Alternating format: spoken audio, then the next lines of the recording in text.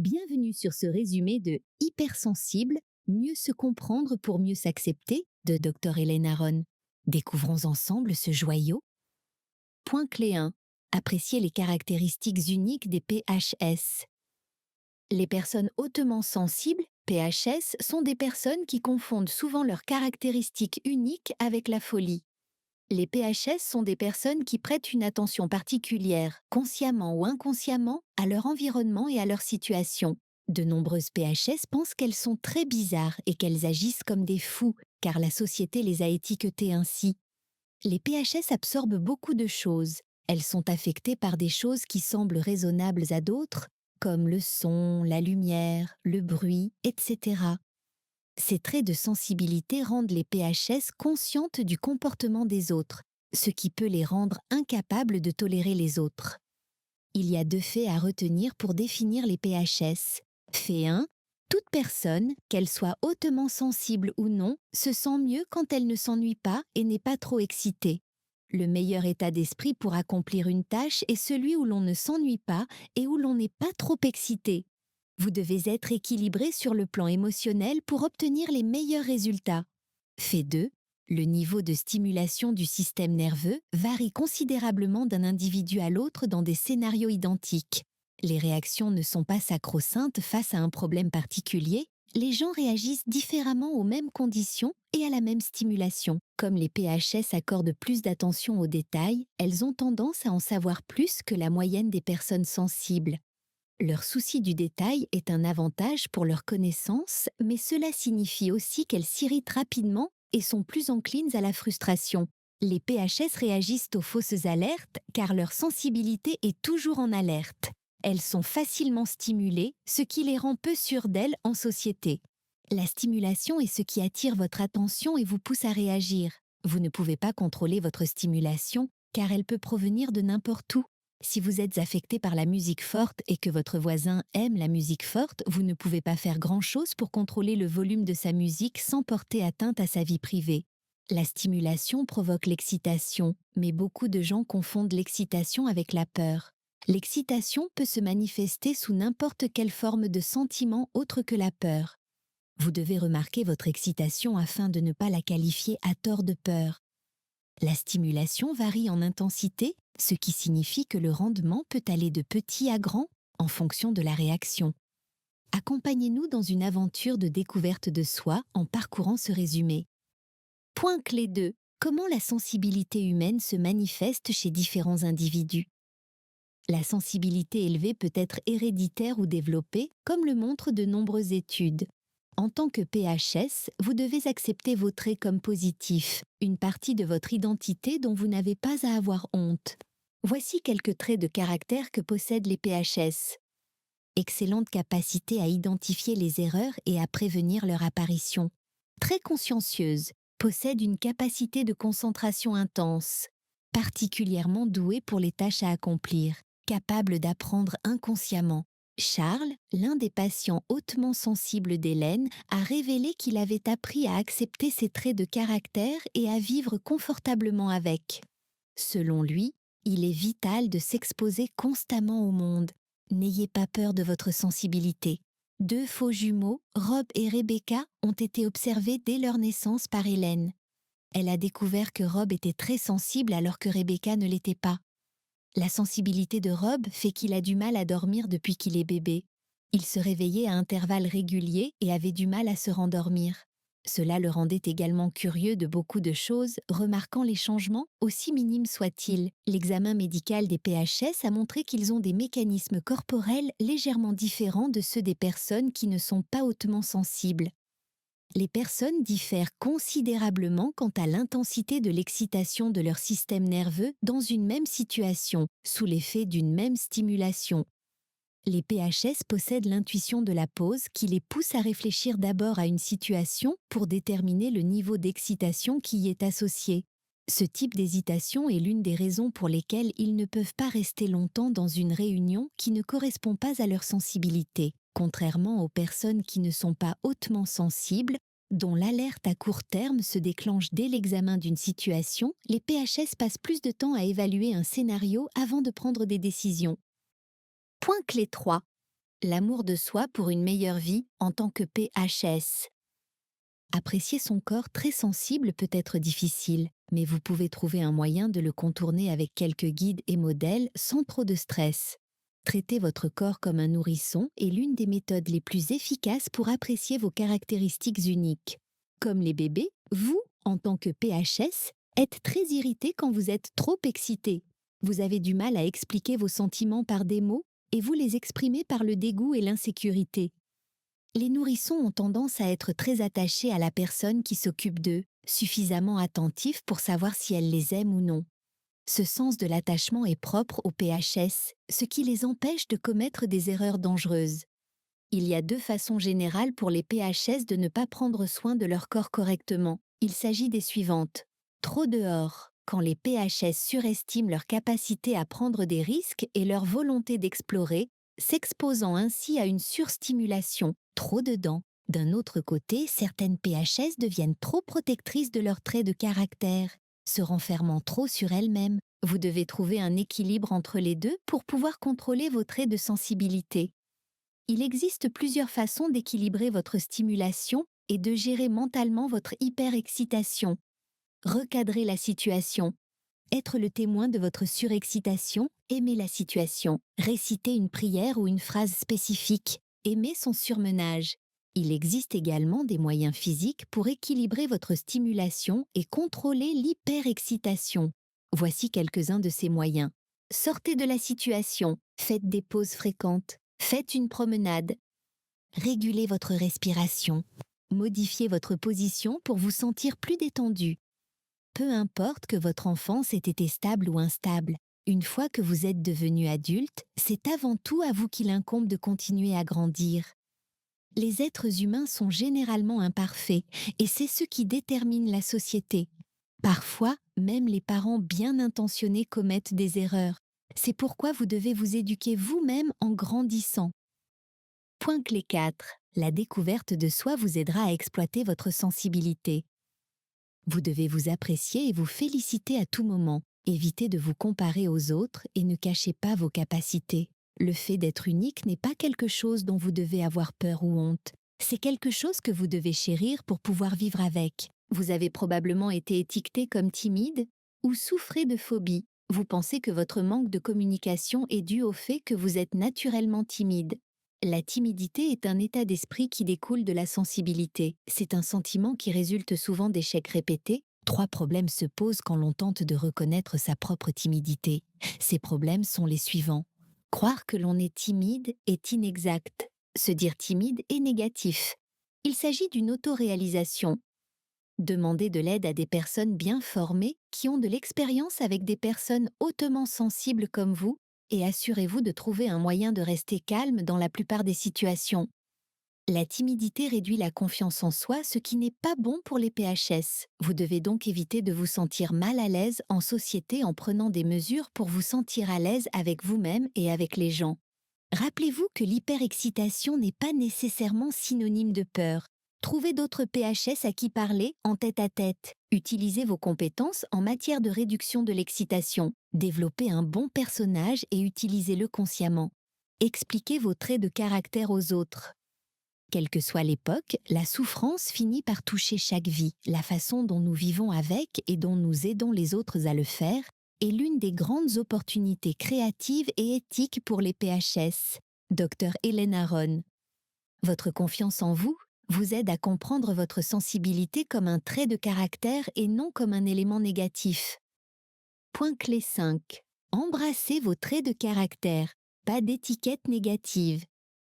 Les PHS ont des traits de caractère naturels qui les prédisposent à être des leaders, des guerriers, des érudits, etc.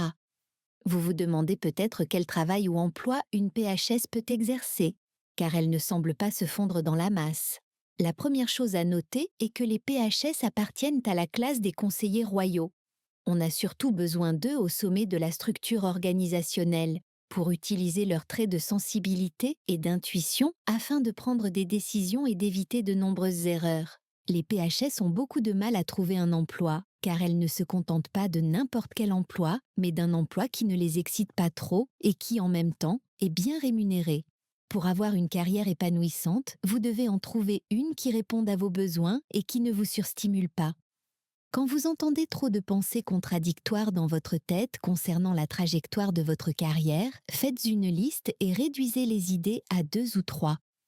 Vous devez également faire attention au manque de confiance et au manque de faits concrets. Les PHS ont tendance à se tromper car elles font davantage confiance à leur instinct qu'aux faits. Il existe des moyens de transformer votre vocation en emploi bien rémunéré. En voici quelques-unes. Ne croyez pas que tout est lié à la mise en réseau. Faites confiance à votre intuition. Travaillez à votre compte. Explorez votre côté artistique. Rendez service aux autres sans vous surstimuler. Obtenir un emploi est un exploit, le conserver en est un autre. Manquer d'assurance au lieu d'être confiant est l'un des pires moments qu'une PHS puisse vivre. Sur votre lieu de travail, essayez autant que possible de vaquer à vos occupations sans vous exposer à une pression ou à une stimulation excessive. Entraînez-vous seul autant que possible et assurez-vous d'être physiquement à l'aise dans votre travail. Les PHS tombent amoureux, d'une manière légèrement différente des personnes non hautement sensibles. Bien que les PHS ne s'engagent guère une fois adultes, ils sont avant tout des amoureux féroces pendant l'enfance. Le problème quand elles tombent amoureuses, c'est qu'elles deviennent trop intenses en amour dans la plupart des cas, et cela devient désastreux si l'on n'y prend pas garde. Votre vie amoureuse est avant tout le reflet de votre attachement à votre enfance. Les nourrissons qui ont un penchant émotionnel pour la personne qui s'occupe d'eux ont tendance à tomber amoureux de personnes qui partagent les mêmes traits de caractère que cette personne. Point clé 6. Maîtriser la paix intérieure pour une vie épanouie. Hélène, mariée et mère de famille, avait développé une relation sexuelle avec une femme plus âgée de son entourage. Cela a provoqué des frictions dans son mariage, mais elle a fini par quitter la femme plutôt que son mariage. Cette situation s'est produite car elle s'était attachée émotionnellement à une nounou plus âgée qui s'occupait d'elle en l'absence de sa mère. Il y a de fortes chances que votre vie amoureuse soit programmée depuis votre enfance. Vous devez être prêt à faire le premier pas pour trouver l'amour si l'autre personne ne le fait pas. Donc, vous devez sortir davantage et entrer plus souvent en contact avec les gens. Drake est né avec une malformation cardiaque congénitale, de l'épilepsie, des allergies et une peau claire qui ne supportait pas l'exposition au soleil. Ces conditions ont fait de lui une PHS et il s'est replié sur lui-même. Bien qu'il ait obtenu une bourse pour étudier dans une grande université après le lycée, Drake n'a pas pu faire face à la vie extérieure et s'est pendu dans son dortoir. L'histoire de Drake n'a pas pour but de vous effrayer, mais de vous faire comprendre à quel point il est important que vous trouviez la paix intérieure avec vous-même. Une sensibilité élevée peut entraîner une dépression considérable qui peut vous amener à envisager le suicide ou l'automutilation. De nombreux thérapeutes commettent l'erreur d'attribuer votre sensibilité à une attitude trop renfermée ou à une anxiété névrotique. Ces termes ne représentent pas nécessairement votre état d'esprit réel. Ils ne peuvent pas voir au-delà des termes médicaux pour vos traits de caractère. Votre enfance est un facteur déterminant de votre état d'esprit actuel. Dan, l'un des patients hautement sensibles d'Hélène, avait révélé comment s'était déroulée son enfance pendant une de leurs séances thérapeutiques. Dan avait grandi au milieu de parents qui ne s'aimaient pas et qui étaient toujours violents. Sa mère n'a eu de cesse de lui faire perdre confiance en lui, mais il s'est acharné à la défier. Finalement, grâce à l'aide de sa grand-mère paternelle, il a pu apprendre à survivre dans le monde tout en contrôlant sa paix intérieure pour rester en vie. Vous devez faire preuve d'une immense patience envers vous-même tout au long de votre vie. La guérison viendra, mais d'une manière qui vous est propre et qui s'accompagne de certaines caractéristiques que vous n'auriez pas développées si vous n'aviez pas eu un passé difficile. Point clé 7. La guérison du point de vue d'une PHS. Il existe 4 approches de la guérison dont vous devez tenir compte. Cognitive comportementale. Cette méthode examine votre façon de penser et de vous comporter pour vous aider à guérir. On vous posera des questions sur ce que vous voulez travailler et on vous aidera à fixer des objectifs spécifiques en fonction de vos réponses. Ces objectifs spécifiques vous aideront à faire face à vos peurs afin qu'elles ne vous stimulent plus. Interpersonnel. Il s'agit de la forme générale et courante de psychothérapie dans laquelle vous rencontrez un thérapeute et lui expliquez votre situation. Cette méthode fonctionne bien si votre thérapeute est bon, mais elle peut se retourner contre vous si le thérapeute n'est pas compétent ou si vos problèmes ne sont pas liés à ce que vous pensez. Physique. Les approches physiques comprennent, entre autres, l'exercice, le yoga, les compléments alimentaires à base de plantes, une alimentation soignée et les antidépresseurs. Il s'agit d'une forme d'automédication qui entraîne l'esprit à être libre, calme et posé. Spirituel. Les gens explorent au-delà du naturel, cherchant des explications et des réponses surnaturelles comme une forme d'évasion du monde réel. Le monde spirituel permet de croire en soi et d'acquérir plus de connaissances. Vous devez demander à votre thérapeute s'il a un penchant spirituel dans ses méthodes. Ces 4 approches ont leurs avantages, mais toutes les PHS devraient être soumises à une psychothérapie cognitivo-comportementale. Les PHS bénéficient du développement complet des systèmes cérébraux qui contrôlent l'endroit où elles placent leur attention et la façon dont elles gèrent les situations. La psychothérapie interpersonnelle, quant à elle, vous aide à découvrir vos capacités intuitives et votre profondeur. C'est une méthode qui aide à former des relations étroites. Il faut cependant faire attention à ne pas rester trop longtemps dans cette zone car on risque d'être piégé par le confort qu'elle procure. Le fait d'être une PHS ne signifie pas automatiquement que l'on est plus enclin à la dépression. C'est le surmenage à long terme qui est en cause. Dr Hélène Aron. Voici quelques conseils pour éviter que vos relations avec les gens et votre thérapeute ne deviennent incontrôlables. Ne cherchez pas à toujours plaire aux gens. Ne supportez pas un thérapeute qui centre vos problèmes sur lui-même. Sachez que le processus n'est pas toujours agréable et simple. Apprenez à modérer votre psychothérapie afin qu'elle ne vous excite pas trop. Ne laissez pas l'attitude de la société vous éloigner. Certaines PHS sont attirées par leur thérapeute, ce qui rend presque impossible l'arrêt de leurs relations interpersonnelles. Point clé 8. Transformez votre vie grâce à la santé, aux médicaments et à la spiritualité. Les PHS ne se limitent pas à la psychothérapie et à la force mentale. Vos traits de caractère influencent votre réaction aux médicaments, et voici pourquoi. Vous êtes plus sensible aux signes et symptômes corporels. Si vous ne menez pas une vie adaptée à votre caractère, vous développerez davantage de maladies liées au stress et de maladies psychosomatiques.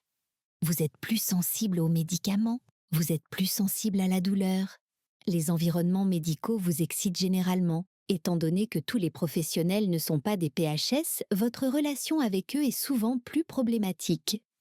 La solution aux problèmes potentiels avec le personnel médical est de trouver un médecin qui vous comprend et qui comprend vos traits de caractère, quelqu'un qui est un professionnel de la prise en charge des PHS. Méfiez-vous des termes médicaux qui semblent décrire vos traits de caractère de manière négative. Des termes comme hors de contrôle, excessif, syndrome et réaction excessive. Ces termes sont utilisés pour minimiser les aspects positifs de vos traits de caractère, car la plupart des médecins ont été programmés pour chercher ce qui ne va pas et non pas ce qui va bien. À un moment donné, vous avez probablement essayé des antidépresseurs comme le Prozac ou le Valium. Ces médicaments aident à calmer votre excitation et à vous détendre, mais vous devez savoir au plus profond de vous-même si vous souhaitez réellement utiliser ces médicaments de manière continue. L'utilisation continue de ces médicaments peut toutefois causer des dommages à votre corps. Vous risquez de devenir dépendant ou de commencer à réagir négativement à ces médicaments au fil du temps. Ces médicaments n'ont qu'un effet à court terme et vous devez donc les utiliser encore et encore chaque fois que vous êtes en crise. Pendant le premier rassemblement de PHS sur le campus de l'Université de Californie à Santa Cruz, Hélène a remarqué 4 signes parmi les PHS présentes. Elles étaient très calmes. Elles sont curieuses et attentives. Les PHS hésitent à peine quand elles sont attentives. Elles sont passionnées par la vie de leur âme et de leur esprit. La plupart des PHS ont un penchant pour la religion et elles ont toujours un lien profond avec leur monde spirituel. Leur compréhension du monde spirituel varie, mais elles visent presque le même but, trouver la paix. Les PHS sont des leaders, ce qui leur permet de devenir facilement des prêtres et des prédicateurs. L'intuition aide les personnes hautement sensibles à mieux comprendre la vie sur le plan spirituel. Comprendre vos traits de caractère vous apprend à comprendre la vie, et c'est cette influence que vous devez transmettre aux autres quand il s'agit de sensibilité. Conclusion. Les PHS font partie intégrante de la société et ne sont pas des fous qu'il faut fuir. Au contraire, ce sont des personnes spéciales qui ont beaucoup à apporter au monde. En tant que PHS, vous devez savoir que vous n'êtes pas inférieur à la personne non sensible. Cependant, la sensibilité est un problème réel qui requiert suffisamment d'attention pour que le monde puisse apprendre à contenir les PHS sans conflit. La psychothérapie représente de multiples voies vers la sagesse et la complétude. Si vous êtes un PHS avec un passé difficile, il est presque indispensable de parcourir ce chemin. Ne vous laissez pas décourager par les perspectives sociétales. Les PHS ont quelque chose à y gagner que les autres ne reconnaissent peut-être pas entièrement. Être une PHS dans le monde d'aujourd'hui est une expérience exaltante. Peut-être qu'au début de ce résumé, vous n'aviez pas conscience de votre véritable identité. Aujourd'hui, tout en défendant votre caractéristique auprès des médecins et en expérimentant la base physiologique de votre trait ou en choisissant de ne pas le faire, vous innovez. Commencez à rejeter l'autosuppression. Il n'y a pas de mal à être un peu trop stimulé de temps en temps. Gardez le contrôle et poursuivez votre voyage. Essayez ce qui suit.